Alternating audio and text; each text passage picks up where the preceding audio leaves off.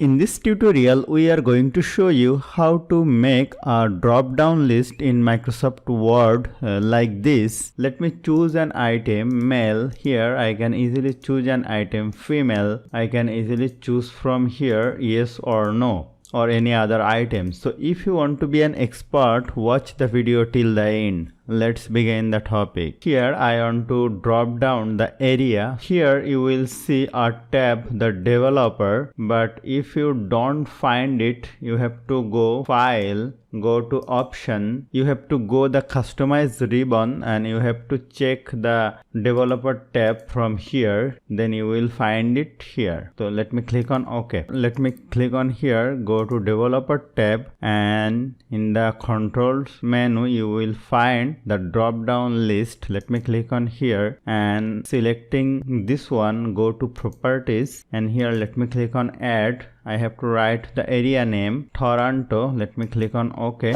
Again click on add. I have to add another area name. Click on OK. Again click on add. Right here and click on OK and click on OK. In here you will find the area name here. So I have added the drop down list here. Now I have to copy and paste it over here. So what I have to do, actually, let me select this one, click Ctrl C to copy and select all of this box, and let me press here Ctrl V to paste. So before that I have to change something. Here I have to select, choose an item, then let me click on here, click on copy, and let me paste it here. Then I can easily change the area from here very easily. If I want to add the drop down list outside of the table, I can easily use that method. Let me copy this text. Let me place it here. If I want to add the drop down list here, let me click on here, go to drop down list, click on properties and add yes. Okay. Again add no. Click on OK.